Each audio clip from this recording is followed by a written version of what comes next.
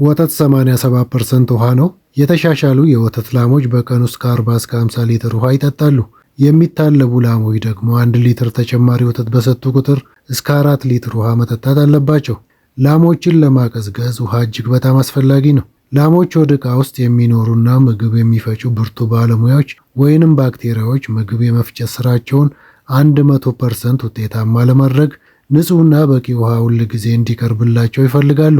ስለዚህ ከወተት ላሞቻችን በዘላቂነት ብዙ የወተት ምርት ለማግኘት ከፈለግ በቂና ንጹህ ውሃ ሁል ጊዜ ለላሞቻችን ማቅረብ ነው እንጂ በቂና ንጹህ ውሃ ሁል ጊዜ ማቅረብ ከአቅሜ በላይ ነው የምንል ከሆነ መበላታችንን አስቀድሞ ማወቅ ብልህነት ነው። እንደተለመደው ሰብስክራይብ፣ ላይክ እና ሼር ማድረግ እንዳይረሱ። አሁን በቀጥታ ወደ ዛሬው ጉዳያችን እንገባለን።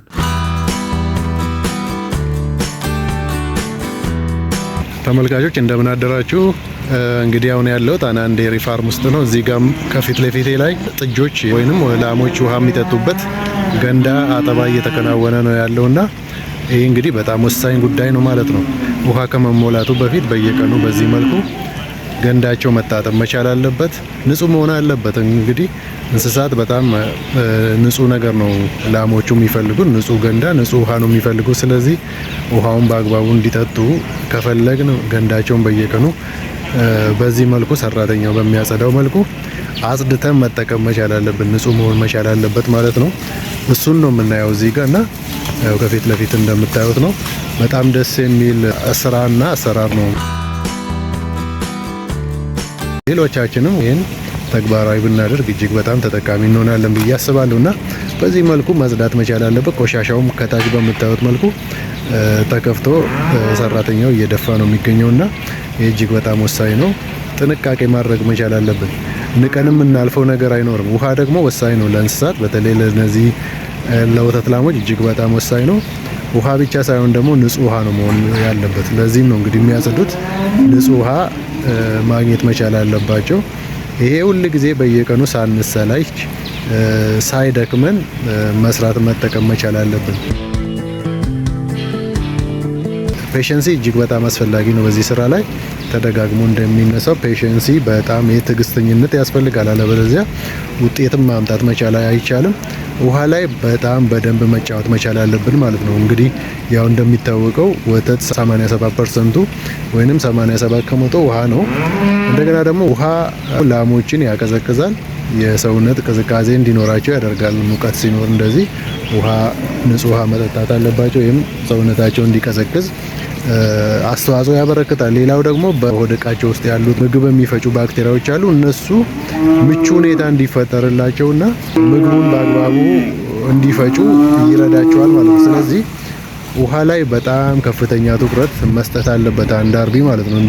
ይህን በጣም ፎከስ አድርገን ትኩረት ሰጥተን መስራት መቻል አለብን። ይሄ በጣም ጥያቄ ውስጥ የሚገባም ጉዳይ አይደለም። ውሃ ወሳኝ ነው።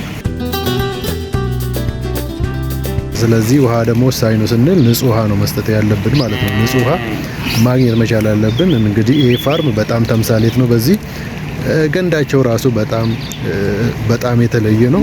ምርጥ ገንዳ ላይ ውሃ ይሞላላቸዋል በምታዩት መልኩ። እዛ እንስሳቱ ውሃውን እንደልባቸው ይጠጣሉ 24 ሰዓት ሙሉ።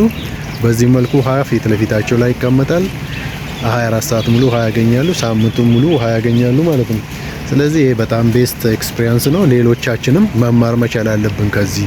ከዚህ ተምረን ከዚህ ቁም ነገር ጨብጠን የእንስሳት እርባታ ስፔሻሊ የወተት ላሞች እርባታ ስራችንን ውጤታማ ማድረግ መቻል አለብን። የውሃ እጥረት መኖር የለበትም በጭራሽ። የቧንቧ ውሃ እንጠቀማለን። የጉድጓድ ውሃም ተቆፍሮ እንደዚህ ንጹህ ውሃ ነው ደግሞ ሁል ጊዜ ማግኘት መቻል ያለባቸው። ቆሻሻ ውሃ የሚጠጡ ከሆነ የጎንዮሽ ተጽዕኖ ሊያመጣ ይችላል። በሽታ ሊያስይዛቸው ይችላል። አንዳንድ ጥናቶች ላይ እንደምናየው የእርግዝና ችግርም ሊያስከትል ይችላል የሚባል ነገር አለ። ስለዚህ በዚህ መልኩ ንጹህ ውሃ በየገንዳው ይሞላል፣ ውሃውን ይጠጣሉ ማለት ነው። ስለዚህ አሁን ይሄ ገንዳ በደንብ ውሃ እየተሞላ ነው። ተመልከቱ፣ እዚህ ጋር በደንብ ነው የጸዳው። በጣም ቤስት በቃ ይሄን ነው መውሰድ ያለብን። ከዚህ ተሞክሮ ነው መማር ያለብን።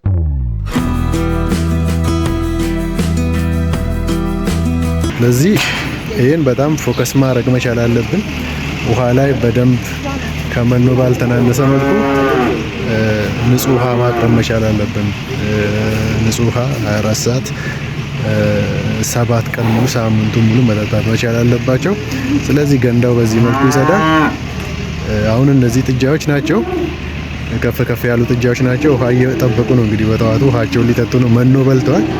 ያው ሌሎቹም ከፊት ለፊት እየበሉ ነው። እነዚህ ደግሞ አሁን ገንዳቸው ሊጸዳ ነው ማለት ነው። እንደዚህ የመጀመሪያው ገንዳ ጸድቷል። ይሄኛው ጸገ ደግሞ ሊጸዳ ይመጣልሻል ውሃ ይዞ። ስለዚህ አሁን ይሄን ገንዳ ሰራተኛው ሊያጸዳ እየመጣ ነው።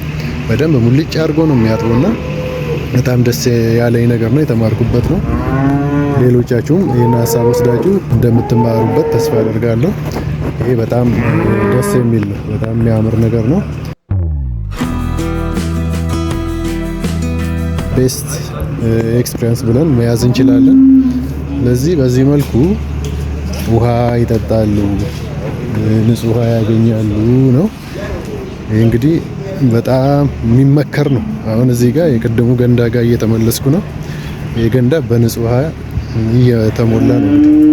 በጣም ደስ ይላል፣ በጣም ያምራል። ይሄው ተመልከቱ። ይሄ ይሞላል፣ እንደ ልባቸው የንጹህ ውሃ ይጠጣሉ ማለት ነው። ተሞክሮ የሚወሰድበት የምንማርበት ነው። ሁሌም ደግሞ የምንናገረው የምንመክረው ይሄ ነው። 24 ሰዓት ሳምንቱን ሙሉ ንጹህ ውሃ እንደዚህ ገንዳው ሞልቶ፣ ገንዳው መጉደል የለበትም። ስለዚህ እንደፈለጉ መጠጣት አለባቸው። ያው ብዙ ጊዜ እንደተናገርነው አንዲት ላም በቀን ውስጥ ከ40 እስከ 50 ሊትር ውሃ ትፈልጋለች። ያን ያክል ኮንሳምፕሽን ይፈልጋሉ። ውሃ ደግሞ በቀን ያን ያክል ትጠጣለች። 1 ሊትር በጨመረች ቁጥር ደግሞ ከ4 እስከ 4 ሊትር ውሃ ደግሞ ተጨማሪ ትጠጣለች ነው። ስለዚህ ይሄ መጓደል የለበትም፣ ተሟልቶ እንደዚህ መቀመጥ አለበት። ይሄን እንመክራለን፣ ይሄን ትምህርት እንሰጣለን ማለት ነው ሁላችንም። ስለዚህ በዚህ መልኩ እነዚህ እንስሳት ውሃቸውን እየጠጡ ነው ያሉት። እንስሳት ብዙ ውሃ የሚፈልጉት ከበሉ በኋላ ነው። ሌላው ደግሞ ከታለቡ በኋላ ነው። ሙቀት ደግሞ በጣም ሲኖር ብዙ ውሃ የመውሰድ ባህሪ ያላቸው፣ ይሄም ከግምት ውስጥ ይገባል። አሁን ይሄ በቧንቧ እየመጣ ትልቅ ቱቦ እየመጣ ነው። ከዛ እዚህ ጋር ይሞላላቸዋል። እንደ ልቤው ተመልከቱ። በቃ ዘና ብለው ነው። እንዲህ ሲሆን ነው እንግዲህ ግብርናውም እርባታውም እርሻውም ውጤታማ የሚሆነው። ውሃ ቤዚክ ነው። በዚህ መልኩ ተጠቃሚ እንሆናለን፣ እናተርፋለን። በወተቱም በስጋውም በምንም በዚህ መልኩ አትራፊ መሆን እንችላለን ማለት ነው። ይሄን መውሰድ ይገባል። ይሄን ወስዳችሁ እናንተም ተጠቀሙበት፣ ልምድም ውሰዱ። ተሞክሮም ትምህርትም መውሰድ ጥሩ ነው። ቤስት ከሰሩ በደንብ አድርገው ከሰሩ ሰዎች መማር ጥሩ ነው።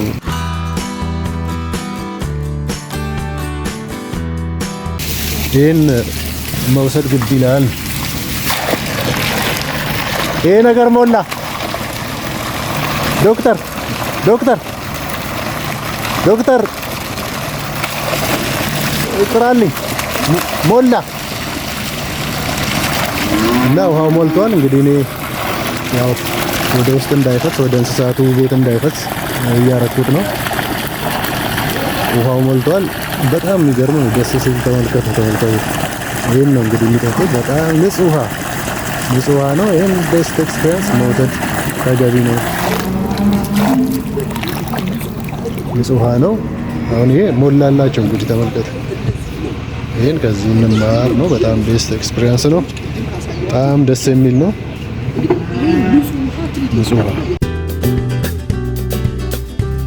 ንጹህና በቂ ውሃን ሁል ጊዜ ለላሞቻችን በመስጠት የወተት ምርታማነትን መጨመር እንደሚገባን ተምረናል። የተማርነውንም ትምህርት እንደምንጠቀምበት አልጠራጠርም። ሰብስክራይብ፣ ላይክ እና ሼር ማድረግ እንዳይረሱ። ቸርነት ዘለቀ ነኝ። አመሰግናለሁ።